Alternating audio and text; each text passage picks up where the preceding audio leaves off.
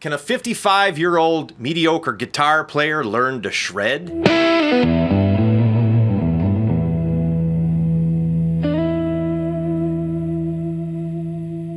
Hey everybody, Jayce Allan here. Welcome back to the channel. So, I get criticized a lot in the comments that I don't know how to play. People will say, you don't know how to play. Well, that's not entirely true. I know how to play guitar. I started playing, I don't know, 9 or 10-ish when I was a kid. Picked up an acoustic guitar. Actually, my parents got me an acoustic guitar, and I learned how to play myself. Took one lesson, but was so intimidated by the teacher that I quit. I walked in. I had some sheet music for the song "Country Roads" by John Denver, and I just wanted to play it so that I could sing along with it, you know. And so I go into this class, and the teacher's like, "Oh, well, that's, you know," I played for him, you know. And he's like, "Oh, well, John Denver would play it like this." And he did this finger style, just wild, you know, just excellent playing. And I'm just like, yeah, I'm never going to learn how to do that. And so I quit. Plus, I didn't have a lot of money, couldn't really afford lessons anyway. So just kind of learned guitar on my own. And then as happens to all of us, you know, your life kind of happens and you get to the point where you don't have time and other priorities take over. So when I was 15, my older brother moved out of the house, and he had this Matsumoku Skylark guitar. I've done some reviews on those guitars. And he knew that because I borrowed it and I was playing it and everything, and he knew that I liked it, and so he left it to me. He gave it to me. So I was 15 years old. So I got a small PV Rage. I have one here. I don't have the actual one, but I've got it here. I'm not sure if I did a review on that or not. And so I started learning to play electric guitar, and I had kind of put aside the acoustic, just because I don't know. You know, when you're a kid, especially you're a kid with ADHD, and I didn't know it at the time, but I have ADHD. I was diagnosed last year. And so sitting down to learn really sort of things that really require focus is kind of difficult. And so I kind of bounced around from learning to play to, you know, to not playing at all. And so when I got this guitar when I was 15, I started to learn the pentatonic scale and all that stuff. And I would sit in my room and practice for hours. And I would buy Guitar Player magazine. There was one other one. I forget the other one. And, of course, they had the tabs in there and everything. And so I'd listen to the song for whatever. I think I had tabs for, maybe it was Talk Dirty to Me by Poison. I think it was Talk Dirty to Me by Poison. And that's not really a complicated song. It's not really complicated guitar playing, but that was even difficult for me. And so when I learned the pentatonic scale, the blues scale, that kind of stuck.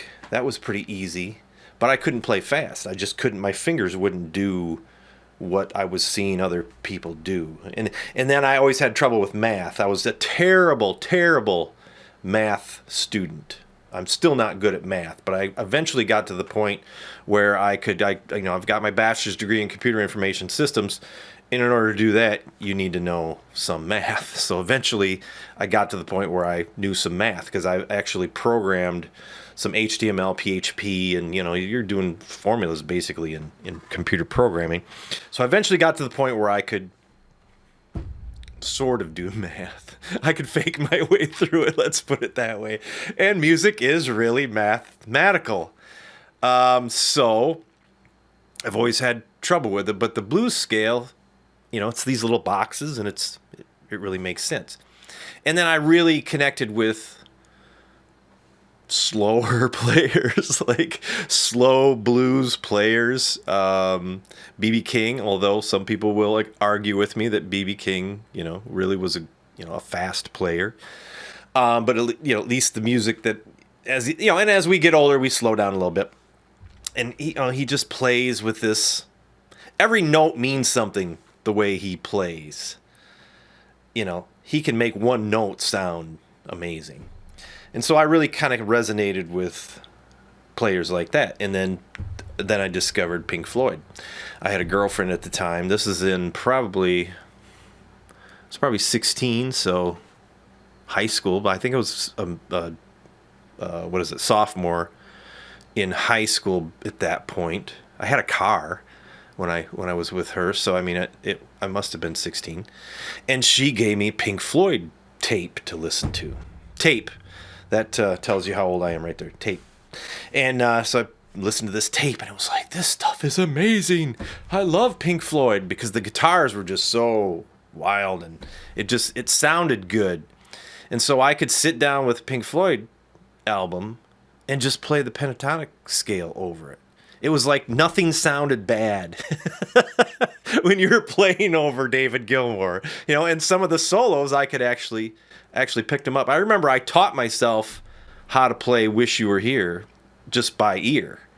That song Wish You Were Here. And he's got some little things that he does with his fingers in that. It's not just straight strumming. It's that little riff, and I figured that out myself, and the solo I figured out. And so, that type of stuff kind of comes easy. And then I remember I sat down to try to learn Sultans of Swing one time, and I actually got pretty far on the beginning. I'm sure if I sat down, and then memory too. Memory is another thing that I have trouble with. I have trouble committing things to memory, and then I have trouble with things that are similar looking. So in music, I don't know, there's something about F and F sharp and B flat that I always get those mixed up. I always want to think that the F sharp comes before F, but it doesn't. And I'll get the B and the B flat mixed up too. And it's just because they look similar. I mean, an F almost looks like a hash mark for sharp. And then the flat, B flat, the flat symbol looks like a lowercase b. So I think there's some kind of, maybe it's slight dyslexia or some kind of learning disability, or it's the ADHD that kind of messes up your brain. And so those things trip me up because they're too similar. Okay, so all that said, I can play the guitar. It's not like I don't know how to play. So when people say that in the comments, it just kind of, I don't know, they're just being dicks. But anyway, so I know all my chords, A, and I'm out of tune again, and that's another thing people always complain about. So let me tune up before I continue. So I do know all my open chords, A, B, the bars, I know all my bar chords, C, D, E, F, which is another bar, and G. And then I know most of my minors, even in the open positions. There's D minor, A minor, E minor, F minor, G minor. I just do the bar, and then sevenths. So your G7, C7, and my fingers, they've never moved fast. I don't have good, I don't know if it's dexterity or just that fast twitch or whatever they call it.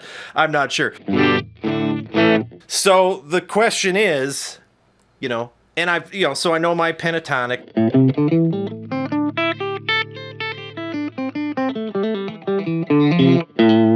I've been playing the pentatonic scale that way since I was 15 years old.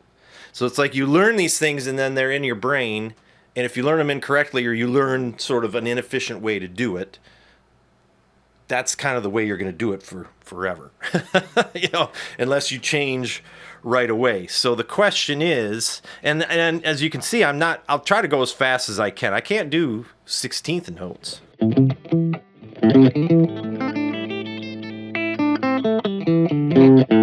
See, it's, I'm not fast at all.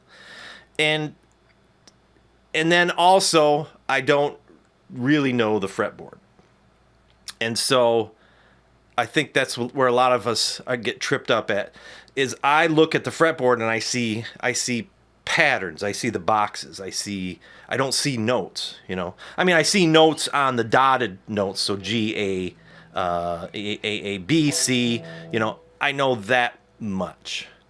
But I can't look at that note and go, oh, that's, okay, that's, I got to look for the C first and then go, okay, well, that's a C sharp. So, so I think that I'm a visual learner. So, I know these scales just because of the pattern. I don't know the scales because of the notes in the scale. And I think that's where a lot of people are with their knowledge of guitar. So I think what I'd like to do is learn the fretboard. I think there's two things that we need to know to really become better guitar players and to become maybe a shredder, maybe at least to build speed a little bit. One is to know the fretboard, to know it inside and out. Because when I look at a piano, because I tried to learn piano too, piano's so linear, it makes sense. All the white keys are the whole notes, all the black keys are the sharps and flats. And it's linear. It's, A, B, C, D, E, F, G, A, B, C, D, E, F, G. And the guitar is somewhat linear too, but it's almost three-dimensional because you're linear this way, but then you're going over, it'd be like if there was a second set of keys, not black keys, but like a whole set of a row of keys on a piano, but then they were all in different order. Like the C on this keyboard down here wasn't the same as the C on that one up there. That's kind of how guitar is. Guitar is actually I think guitar is almost more complicated than piano because of the way the fretboard is laid out. So then let me explain something real quick here. And the reason and you see the guys on YouTube that are like, oh, learn the fretboard in 10 minutes. Well, you can't learn the fretboard in 10 minutes. They can teach you the concepts of learning the fretboard in 10 minutes, but you can't actually learn the fretboard in 10 minutes. But there are some shortcuts and secrets. Not secrets. They're not a secret. Nobody thinks they're a secret. So what I learned is, and I'm sure most people know this too, is the rule where if you take, a note, and this is to this side of the B string, because the B string screws everything up. The B string shifts all this logic down one fret. But if you come down 2 frets and over 2 strings, then you have the same note. So if you're on a G, you come down 2 frets, over 2 notes, and there's a G. C, down 2 frets, over 2 notes, there's a C. But then obviously once you get to past the B string, then you have to come down 3 frets and over 2, and there's the E. So I learned that right away, and that helps you find the notes on the fretboard. But then another phenomenon that I didn't know, I kind of discovered this on my own, but most people may probably already know it, is that the string order or the note order on the strings follows somewhat loosely the same order as the notes on the open strings. So you have EA, and anywhere before the B string, if you find an E, there's an A next to it. Or even after the B string, but everything's shifted. So E, A, E, A. And then this one's different because it's on, the A is on the B. So if it was after the B, you'd be okay. So E, A. And same with G, but imagine that this is a C because that's where, like if you're before the B string, this is probably not going to make any sense, but if you're before the B string, then the C takes its place. And this is kind of where caged comes from. This is how caged all factors in. So if you look at G, you'll have GC everywhere. G, if you find a G, the C is next to it. And then same with CF. CF, CF, CF. And then BE, BE is the same way. D, AD. So you've got these little clusters of notes that, so if you can find the E string, if you can find all the E strings, then you know that next to it, 1 fret over before the B string is an A. And I know that's probably a lot of mental gymnastics to think about, but that kind of helps a little bit. But I think one thing that would be helpful is maybe to do almost like flashcards to learn the notes. And then once you have the fretboard memorized, I think that'll go a long way to helping you understand. Because once you know where the notes are, and then you start to learn the theory and stuff behind the notes, then I think that opens things up. And then as far as speed goes, that I'm wondering if what you're capable of is what you're capable of. You know, I used to run marathons and 5Ks and things like that. You wouldn't know to look at me now. But yeah, I've run, 6 marathons in my life. You know, quite a few half marathons and countless 5Ks. And I was never fast. I mean, I was never fast for my, because they awarded in your age group. So, if you finished in the top 5 of your age group, you could get an award.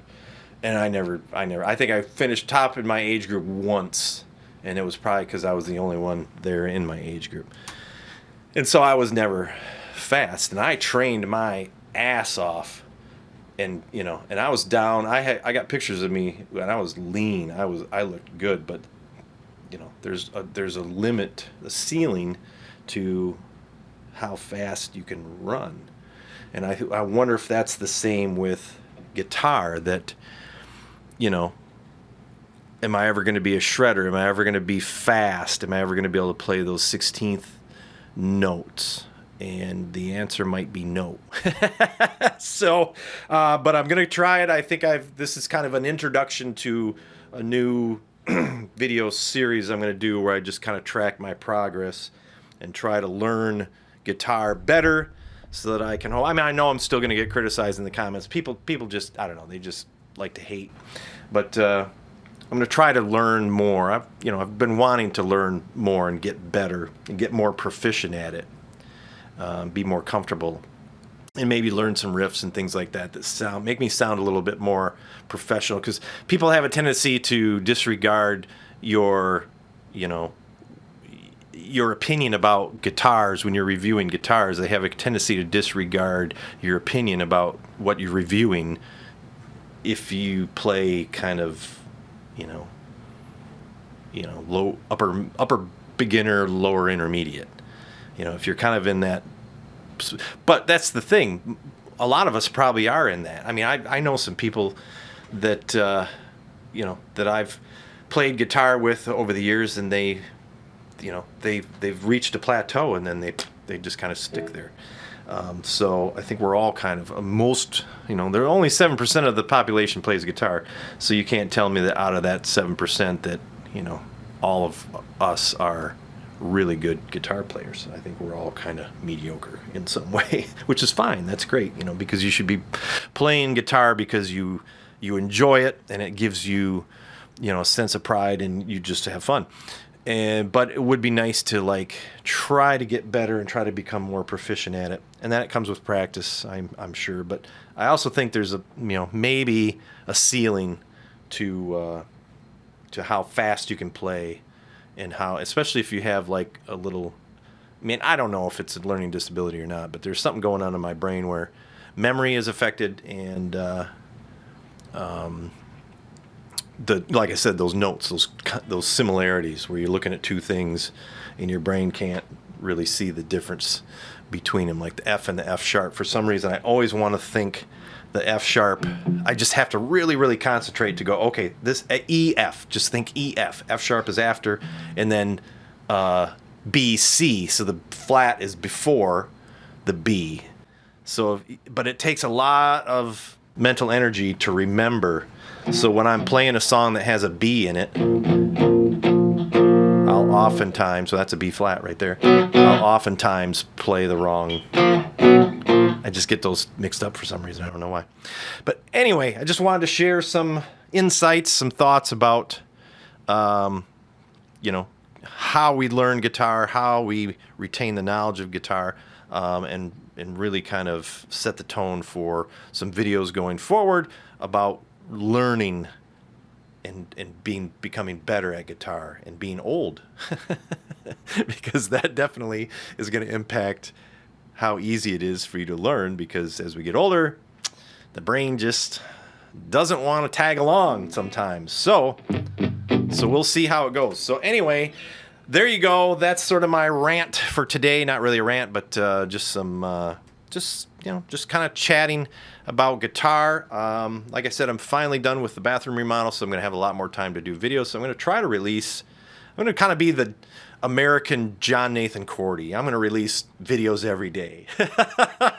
I mean, John just like, I think he drops like 2 videos a day. It's just crazy. So we'll see. We'll see if I can really, kind of ramp up the video production here and really kind of improve my skills and really spend a lot of time getting better at guitar. So I appreciate everybody for tuning in. Thanks for watching. If you got this far, I really appreciate it. I'm sure most of you didn't, but anyway, thanks for tuning in. We'll see you again next time.